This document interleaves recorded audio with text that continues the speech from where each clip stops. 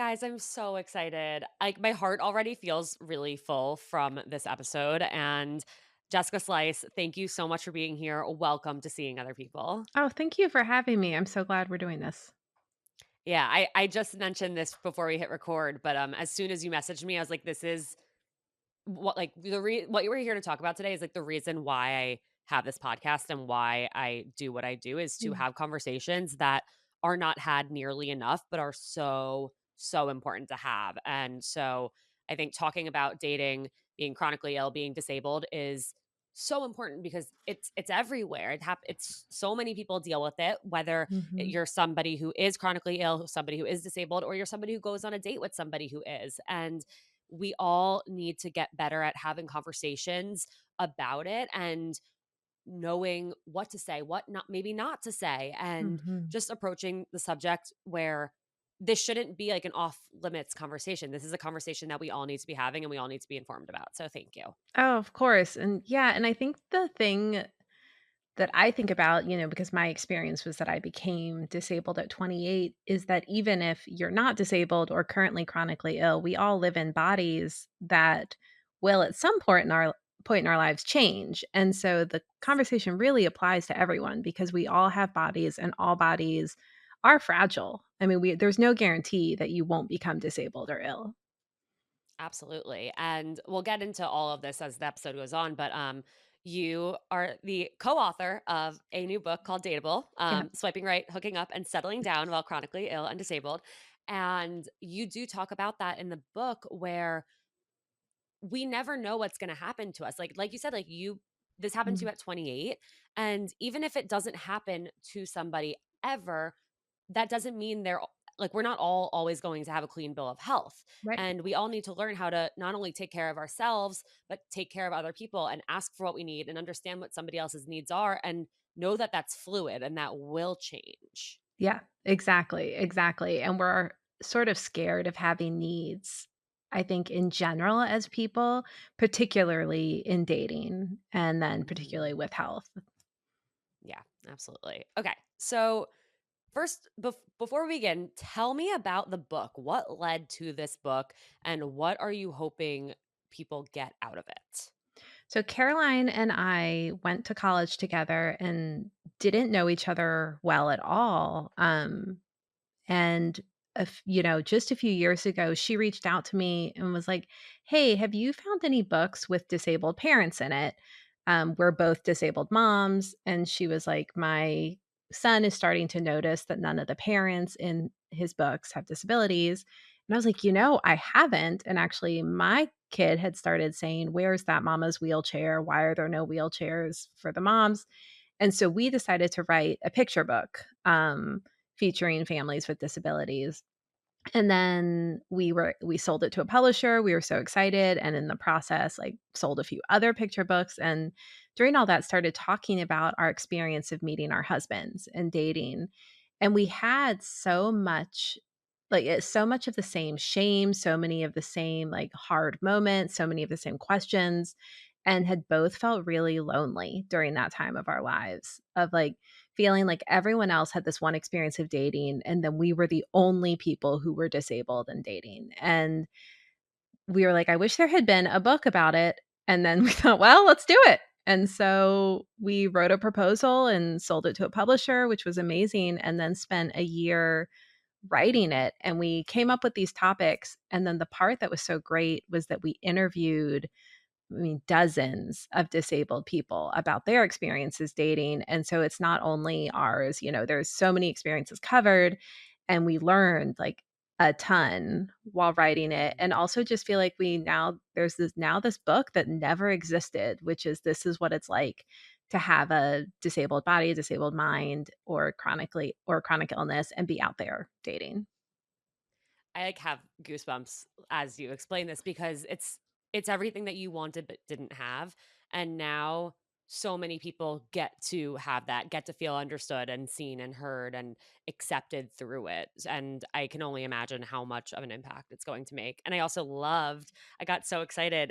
One of the first people that you mentioned that you interviewed was Melissa Blake, who I've Yeah. followed for years and years, and she's incredible. And I was like, wow, like this is awesome. So shout out Yeah. to her. But Yeah, she's wonderful.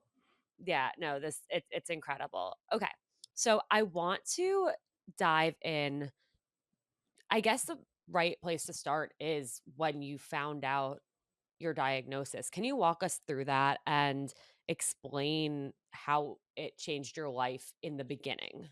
Yeah, so I became sick at 28 very suddenly. I was on a hike in Greece, and got heat exhaustion and then never recovered. I woke up the next day and couldn't even walk to the end of the hallway. And the day prior, I had been a runner. I owned a business. I went out with friends almost every night. I was in a long term relationship and I had this just like extremely busy, full life. And then suddenly I was almost completely stuck in bed. And it took about 2 years to get a diagnosis, and I saw doctor after doctor, and they kept telling me that maybe I was just worrying too much, maybe I was just thinking too much about my physical symptoms, and while that was happening, I was becoming, like, weaker and weaker and weaker. The bones in my feet had started to break, I lost all this weight, my skin had this, like, yellow tone, I was just becoming so ill, and then was told that I was making this up, which is the experience of Oh, so many sorry. people who become It's sick in their horrible. 20s. And so then at 30, I finally saw a psychiatrist and I said, "Listen, I guess I'm somehow inventing an illness. I don't know how I'm doing it, but can you please treat me?" And he listened to me and listened to my symptoms. And he said, I think you have a neurological condition that should be treated by a neurologist or cardiologist. And so he referred me to get some testing, and I was diagnosed with POTS. Um, and which now it happens a lot with long COVID, so it's becoming, like, much more part of popular conversation. This was in 2013 that I was diagnosed, but at the time, it was sort of an under-recognized illness. Um, and then my sister got sick a little bit after that with the same exact symptoms. And it was so rare to have 2 people with this illness, so we went to a geneticist and we were diagnosed with Ehlers-Danlos syndrome, which is a, genetic connective tissue disorder that can cause POTS. So Mhm. that I was 30 at that point and was then single, and that relationship had ended. I was single, diagnosed with a lifelong condition, unable to work, at all. I had no income and was just starting my life totally over at 30. That is so terrifying. Yeah, it was such a scary point of transition, and I just could not imagine what a future could look like.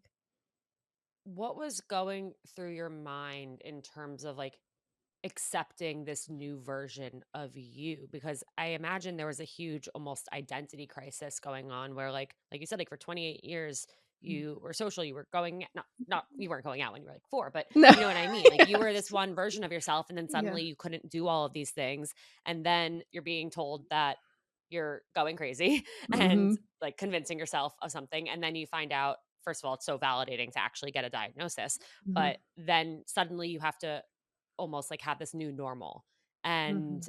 that's frightening. Yeah, it was terrifying. What a thoughtful question.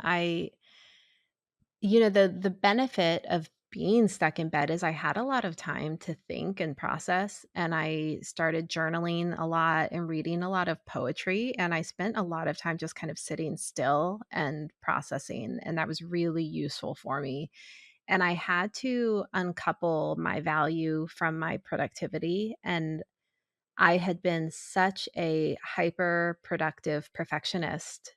Um, and then now was, the opposite of productive. And I really had to find a way to value who I was apart from accomplishments and apart from outside validation. And I think I did so with the help of therapy, of course, and then also I have really good friends who, I've been close to for decades. One of my closest friends, Casey, calls it like Jessica version 2.0, like the person I became during that time because, we've been friends since, for now 30 plus years. And she said there's this one version of me that was like, go, go, go, and always looking for satisfaction and movement. And then there was the person who like was forced to confront my own fragility and weakness, and then who I became on the other side of that. And she says she likes that person so much more, but the process Wow. of getting there was obviously really painful and scary, and also had the practical fears of how will I support myself? Yeah. How can I build a life being unable to work? Yeah. I imagine it was insurmountably helpful having friends like that who stuck by you and Mhm. supported you and like didn't let you or didn't show you like, well, just because this thing happened to you, like I don't look at you differently. Yeah. Yeah, exactly, and even I value you. I like the part of you that's emerging from this, like, I find, like, unique value in who you are now. Yeah. At what point did you start to like that part of you? It's a weird question. Yeah, no, I love it. It was around that it was within that year, like 2013 to 2014, I really started to like myself. There was a lot of grief, I remember a lot of grief, but I did on the other side think, like, I am essentially at my core a good and okay person, and I felt like I had value, and I felt like I was bringing something to the people in my life, even if I was doing very little, even if I was just mostly in bed or on the sofa, or watching TV. I started to feel like there was something at my core that was good and worthwhile. And then dating comes into the Yeah. mix Yeah. and probably takes that all and throws it in the trash. Yeah, yeah, definitely. I mean, or at least, Uh, like, makes you, like, really examine, like, if you like yourself, but then other people reject you, it's like you have to, like, work at, like, strengthening those muscles of yeah, self-esteem. absolutely. At what point did you start dating or consider like, okay, I'm at a place where I do want to find somebody? So I actually started dating pretty quickly after ending a long-term relationship, only just to have like some casual dates under my belt. I had not dated the last time I dated, I had been 18. And so I just sort of wanted to date as a 30-year-old, and my therapist said it was a good idea. But I was not looking for anything serious. And and those were all very funny, and also I was very sick during the time, so I had to, like, strategically plan dates in a way that my body could handle it, and there was a wine bar downstairs from my apartment, but I wouldn't tell my dates that I lived upstairs. I would just always ask to meet at this one place so that when I started getting dizzy, I could go upstairs and go in bed. Um, but for safety, I wasn't like, "I live upstairs." I just acted like I really was obsessed with this one bar. See, my brother Uh-huh. did that in the past. And I'm like, Brian, you can't do that. You can't take every girl to the wine bar under your apartment Yeah. because then they find out your apartment's upstairs. I You know. look sleazy. I know, I But in your case, it is entirely acceptable. I just wanted to be so close to my bed, No, that makes so much sense. and that time, I don't know, that was really educational because I was a 30-year-old dating really for the first time since high school, and, like, there was this one guy we were making out, in his car afterwards, and he started licking, like, the front of my teeth, and I texted a friend after, I was like, "Is this a thing I didn't know about?" And she's like, "No, it's absolutely not. Like, you can be into Not whatever you're into, but that's not a thing." that didn't become a trend all those years that you were in a Yeah. relationship. Yeah. Um, but then I dated someone and we ended up, staying together for a few months, and he then broke up with me because of my illness or, what I would later call disability. He broke up with me, and then didn't tell me why, but then sent a text to his friend saying, "I just can't see a life with her, she's too sick."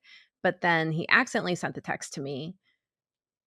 Um My jaw dropped when I read that in the book. It's like, because you had also mentioned right before, you were like, I couldn't help but wonder, Yeah. like, was it because of this Yeah. that he ended it with me? And then immediately that was confirmed. Yeah, and then he was like, "Yeah, definitely, that was why." Uh, and then I went out with someone else, and we stayed together about a year and a half or maybe longer, and we lived together. It was very serious. We talked about a future a lot and kids, and ultimately, he broke up with me because of my disability. Um, and he told me that explicitly, which I honestly really appreciated.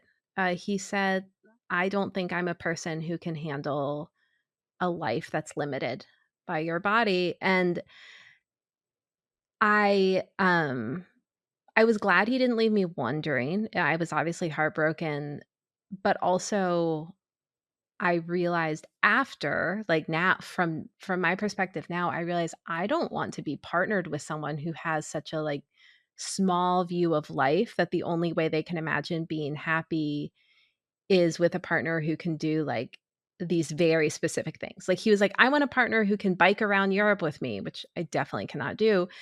Um, but I don't want a partner whose only way of being happy is biking around Europe. Like there are 1,000 Mhm. ways to be happy, and if your imagination is really that small, then like you're definitely not the person for me. Yeah. How did you like encourage yourself to get back out there and not lose all hope after you called him Smith in the book, after Yeah. Smith sent you that accidental text of like, I decided a life with her would be too limited. Like, how did you not let that hold you back? Even though the person you then went on to date after kind of did the same thing, it's Yeah. still, it's, uh, it's just so not even disappointing, but like soul crushing. It is. I think, and Caroline and I talk about this. She was born disabled, and she like internalized those breakups and those rejections a lot more than I think I did. Mhm. I had the confidence, this like leftover confidence of spending my first 28 years as a person that people really like wanted to date. And so even when people broke up with me, it didn't like penetrate as far. Like I was like, yeah, you're wrong. Like I think I'm still like a really good partner. I don't know. I Mhm. didn't believe it, which I know may sound slightly delusional, but I think a lot of it was the leftover confidence of becoming disabled as an adult. That's incredible. And I think that's something that everyone can learn from too, where we all have things that we're afraid people are going to reject us for. But like you said, like knowing that the person who's not going to accept you for that is not the type of person that you want to be with, like that is so empowering to think, like, oh, well, if they saw this as a negative, like they're not recognizing my positives, that's unattractive to me.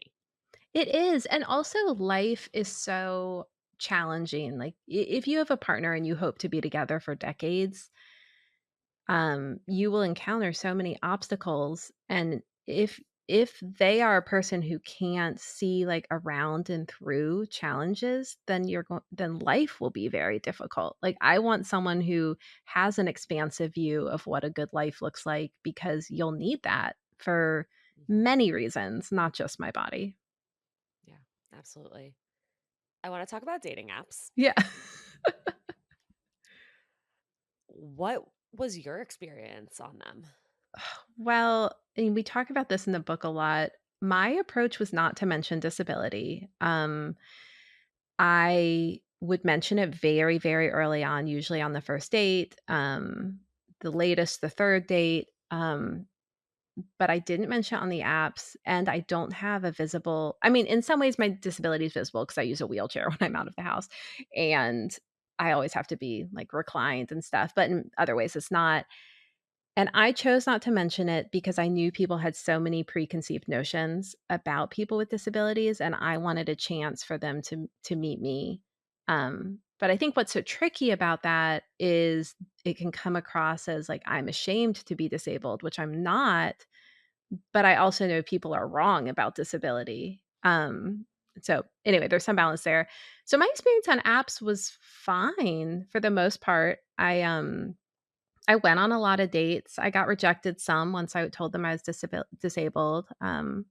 Sometimes I didn't.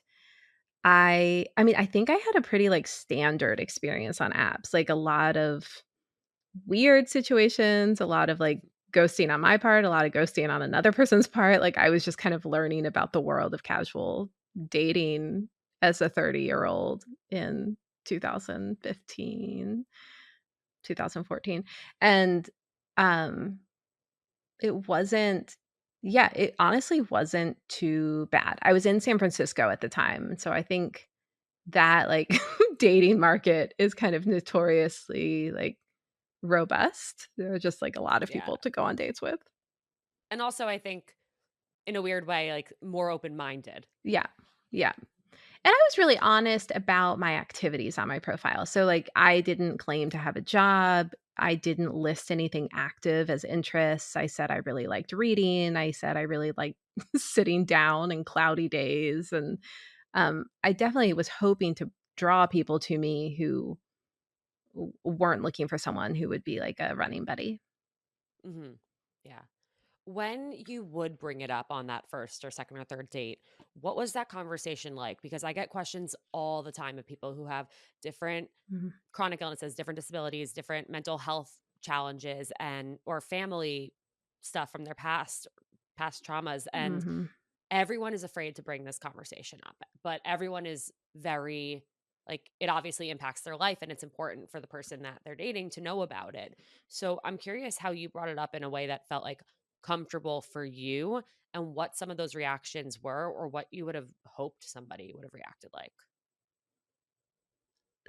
I would try to bring it up like it wasn't something I was ashamed of. Like, I had done so much work to accept that part of myself that I went in assuming someone else would too, despite the fact that often people didn't. But I do think that helped smooth the initial impact. Like, I didn't present it as like I have this dark secret. I presented it as like, "Hey, I'd love to tell you this part of myself." Have you noticed whenever we go on dates, I always meet somewhere with a sofa and I'm always like here first, reclined, and this is why. And I don't know, I think I presented it well, one, my story of becoming disabled was like a little dramatic. It's like, well, first I was on a hike on Santorini, and so people were usually a little interested in the story. But truthfully, like, I would say 80% of the time, the initial reaction was very positive. Like, "Wow, you're so" a lot of people would say I was so strong. A lot of people would say I had a good attitude, which, like, is a little infantilizing, but, um, I don't know. The reaction was often quite positive, and I think a lot of that was because I was presenting it as something that I was okay with. Mhm. Yeah, absolutely. I think there's so much to be said about like owning your truth and Mhm. your story and sharing it as like this is an interesting thing that makes you you. It doesn't define you, Right. but it is a part of you and it's a part of you that you want to share. Yeah. I mean, a lot and some people would say, "Can you still have sex?" Like, immediately, and What? I would be like, I mean, I I just feel like that's sort of an inappropriate initial question, Wait, what? and I hadn't said anything that implied I couldn't, and talking about I the can't fathom that that would be the first thing that somebody says. yeah.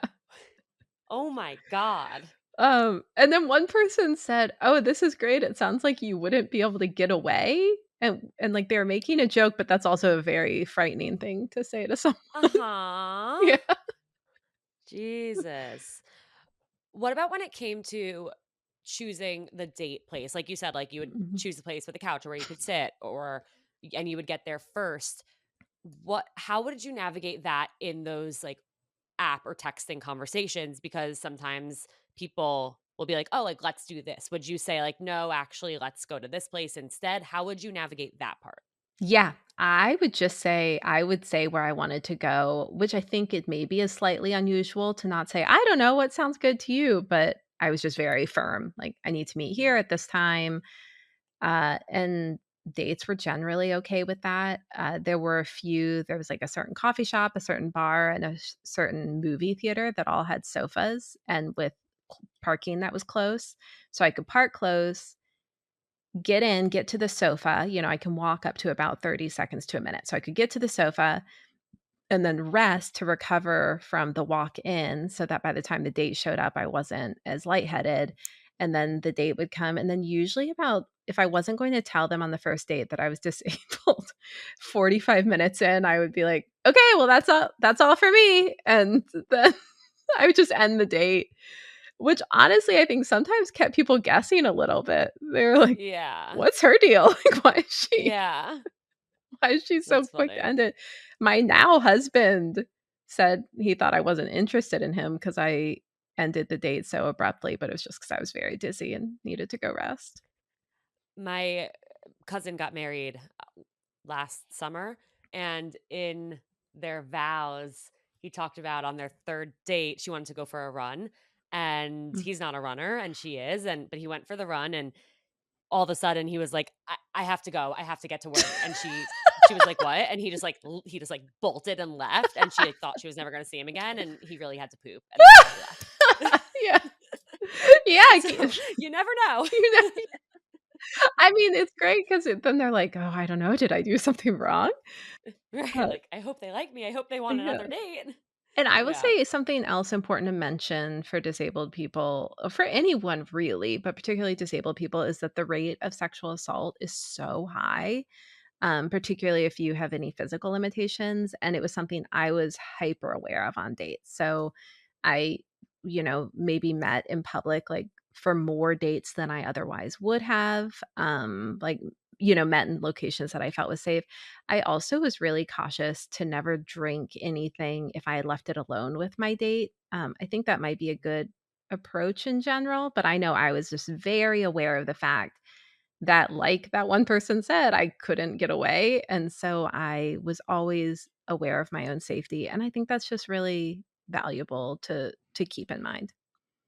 Yeah, absolutely, and I mean, that's horrible. Is it because people just think they can take advantage more? Yeah, I mean, the It's numbers are awful. pretty staggering. I'd have to go back and look, but I know almost every single person we interviewed had stories of sexual assault when dating as a disabled person, God. and I don't mean to say take precautions because it's your fault if you're assaulted, but I think take precautions because it's such a risk, and Yeah, we should try absolutely. to protect ourselves as much as we can. Yeah, 100%. Let's talk about your husband. Yeah. I love your whole story. Can you share how you guys met? Yeah, of course. We met on the apps. He messaged me on OkCupid, which I'm convinced at that time was where people went if they were really looking for a partner. Mhm. Like Hinge and Tinder were not for that, at least in my experience. Mhm. But we met on OkCupid, and our first date was to a rose garden, and he was just so like gentle and kind, um and he brought a book to lend me that he thought I might like and was very concerned that I was too cold, and I could tell he was so smart. And I at one point during the date I asked him if he liked board games, and he said, no, I played chess some as a kid." And then after the date I googled him, and he had been the second best chess player in the country Oh my god. as a 7-year-old in the age group 13 and under. What? So, like, he had said I played chess some as a kid, but what he meant was I'm a prodigy, and Literally. literally, and it was such an example of who he is. Like, he's such a chronic understater, and he's so humble, and it's just a really beautiful part of his personality. Um, but he was really like, I could tell he was very nice, and at that time, I was so drawn to people who were more, who were harder to pin down, who I felt like I could really work to impress, who would, like, say they would call and then not. I was so drawn to the drama that when he showed his sort of, like, stable consistency, I was a little turned off by it. Um, but I think something that really helped us was, uh, we ended up having a long period of time not seeing each other after our first date, and he had gone back to New York, and we were emailing back and forth, and we got to know each other in that way, and I think learning about him a little more allowed me to, like, form a deeper connection without listening to my instincts to, like, reject nice guys. Uh, and then, yeah, we went on more dates and started to get more serious, and he was just consistently stable and kind and totally accepted every part of my disability, started to try to take care of me, started to think of, like, which situations would feel safe and comfortable for me, just started to take on some of that burden that I had taken on for so long. So then a few months into our relationship, I dumped him. Like, I think is so easy to do when you're confronted with something really healthy and stable. It feels so foreign, and Mhm. it makes you question everything, and even though it can feel so good because it hasn't been like that before, it Yeah. feels boring, or it feels like, "Okay, this isn't exciting anymore," Yeah. or it makes you question. So how did you also have to shout out the modern love essay, um, called "He Cared About Me, So I Broke It Off with Him." Yeah. Everybody go check that out. It's incredible. But what brought you back to him? How did you decide or convince yourself, like, wait, maybe this was actually the right thing? Well, therapy, really. I mean, I Mhm. saw my therapist a couple times during that week, and she challenged me that, like, the feelings I the feelings I were hoping to find with him, the things that felt familiar that I associated with interest or with love were actually the feelings of sort of excitement and drama and rejection. And I think the intensity of rejection or the intensity of pursuing someone can be a little deceiving. You think like, "Oh, maybe this is love," but actually it's just fear. And she challenged me to really think about how I felt, and the way I felt with him was, like, warm and safe and comfortable, and that I could see a life with him, and that I deeply liked and admired him, and he's very handsome. I was attracted to him. Like, there was not actually anything I didn't like. It was just that the safety felt so unfamiliar. Um, so we got back together. I asked him to try again, and he didn't let me off the hook all that easily. He said, like, "You cannot do it again. That was not okay." But that was about 9 years ago now, and that we then bought a house together and became foster parents and have, formed a whole life, um, and I think back to every other person I was interested in, and all the times I thought someone was, like, just right for me, or I was totally into them or was, like, obsessed, and I was just so wrong. Like, the things I was looking for were so wrong, and there's just not a single person I have met. Truly, there's not a single person I could see having a life with besides him. Just doing the, like, monotony of daily life, especially, like, we have 2 young kids now, and the sort of, like, the slog of a life with 2 young kids, and there is no one I'd rather be in it with him than him. That's amazing. Yeah. I love that. You mentioned in the book this feeling of, like, did you deceive him Mhm. when you guys matched on the app by not disclosing your disability from the get-go? Yeah. And would he have, swiped right on you and matched with you and gone out with you? How did you get over or get through that questioning in your head about that? I mean, he the way he agrees that if I had said I was disabled or had shown my wheelchair on my profile, he wouldn't have, messaged me, and that is hard to hear, but the way he says it is that he was wrong. He just didn't understand what disability is, and that he's glad I deceived him because I knew more than he did about what disability means, and actually, since we've been together, he's been diagnosed and he's fine with me talking about it, he's been diagnosed with autism, and so as it turns out, we're both disabled. He just he just didn't know it, and that's not it's not like, "I gotcha, you're disabled too," but it's like we just all have bodies and we all have brains, and there isn't an actual huge gap between a body that's disabled and a body's not, we're all, like, sliding around that same scale, and, um so I think I like that that's his way of saying it is, like, that he would have been wrong, and it took a little it took me not telling him for him to evolve and to learn what being disabled means. Yeah. I really love the email exchange that you share in the book of his response. It's really beautiful. Everyone needs to guys, like, really go read this book. Um, but Thanks. no, and I think, like, going back to the concept of, like, deception, it's we're all deceiving people in a way when we make dating app profiles. We're all showing the sides of people that we want them to see, and we're all hiding things that we don't want them to see. And again, we also might not there are things about us that will happen to us that we don't know yet. Yeah. So, in a way,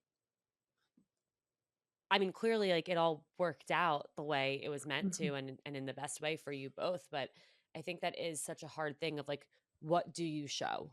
And Right. where do you hold back? And what do you write in your prompts and disclose? And what do you not? I think that's something that a lot of people really struggle with. I hear it all the time with Mm. weight gain, Mhm, like, oh, mhm. I've gained a lot of weight. I don't feel confident. I do want to try and date, but I, the pictures I have don't represent how I look right now. Like, is that deception?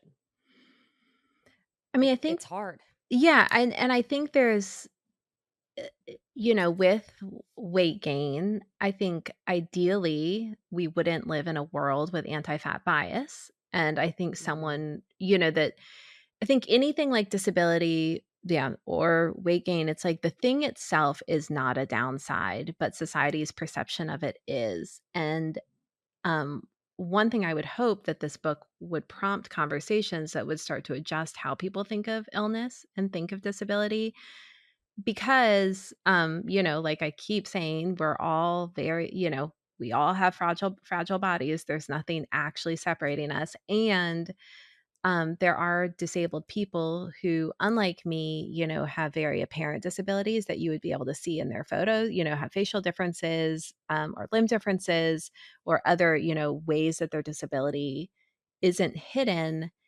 And I want us to have an environment where that is not, something that you would want to hide, that we would understand that a diversity of bodies is actually, like, quite valuable and just a part of being human. Yeah, And if I so were to true. choose, dating apps would mention disability, like, there would be an option to check for disability, or illness, or food intolerances, that there would be some Mhm. acknowledgement of body needs on dating apps, and I think it's absolutely wild that there isn't, because you can mention almost like, there's, not you can mention anything you want, but there's, like, options for almost everything Everything. Yeah. and not And it illness? almost internalizes it, like you said, like, as Yeah, shame. Like, and you don't exactly. want to feel that way, but if there's nowhere for you to just check off something, then it's like, oh, well, then now you have to make this decision of, okay, how do I display this? How do I display this? Are people going to judge me extra for it because it's not normal to see Right. this on the apps because of the way the apps are made? Yeah, exactly. If you went on the apps and, like, statistically, 1 out of every 5 people on the apps would have a disability or illness. Like, that is just Mhm. statistics. Yep. So, if you were swiping and 1 out of every 5 people had the box check saying they're disabled, then you'd be like, "Yeah, okay, that's just part of it. That's part of being a person." And then when you Mhm. disclosed your own, it would feel so much more normal and acceptable, but instead you have to make this, like, your own announcement in, like, a Right. blank area, and I think that's absolutely ridiculous. Yeah, it also adds an extra layer of fear of when you go on the date and you do tell somebody, are they not going to accept you for who you are? Right, Versus having the confidence that, okay, this person likes me for me based on what I've shown. right. And now it's just like, do we vibe personality wise? Yeah, exactly. Yeah. Also, it's worth saying I talked about when I was casually dating that I got rejected for being disabled. It is I just need to say, I also rejected a lot of people. Like, I was not just, like, purely the recipient of whoever would have me. Like, I was doing a lot of rejecting. I was also very picky. And so I don't want disabled people to think something I realized when interviewing is that disabled people have been lied to and said, like, "You need to take what you can get, and we don't need to take what we can get. God. We have every right to have very high standards," and I did have very high standards when I was Yeah, dating, and I rejected people who were interested in me. absolutely. And I imagine you also got rejected for reasons completely unrelated Yeah. to your disability. Yeah, probably. Some people probably Like, thought I was, like, not funny or something, and then, like or just not for them. yeah, Like, that's totally yeah, fine. yeah. If you could go back and tell yourself something when you found out your diagnosis, what would it Mhm. be? What a lovely question. I think I would tell myself that I had no idea what makes a good life, and that I would be so surprised in the future to find out, like, just how full a small or limited life can be. Love that. That's perfect. Mm, I have one last question for you, yeah. and it's my favorite question to ask. What is the best piece of dating or relationship advice you've ever received? I think it's, uh, from my therapist, and it's don't confuse excitement with love. Drama is not the same thing as compatibility. No, it's not. No, it is not. I definitely needed to hear that a lot through my Yeah. 20s. This was amazing, Jessica. Thank you so, so, so much for being here. And again, thank you for you and Caroline for writing this book. It really is so incredible and Thank so you. powerful. And I really hope this episode helps get it out there more. Thank you. Where can people find you? Where can people find the book? The book is anywhere you buy books. It's out with Hachette, but where any bookstore will have it. And I'm on jessicaslice.com is my website, Jessica Slice on Instagram. I have a newsletter if you want to sign up for that. Amazing. Thank you. Thank Thank you. And to you. everyone listening, I'll have all that linked in the show notes. Definitely, like I said 1,000 times, like check out the book, send it to a friend. Like every single person could benefit so much from reading this. So, Thank you. yeah, thank you.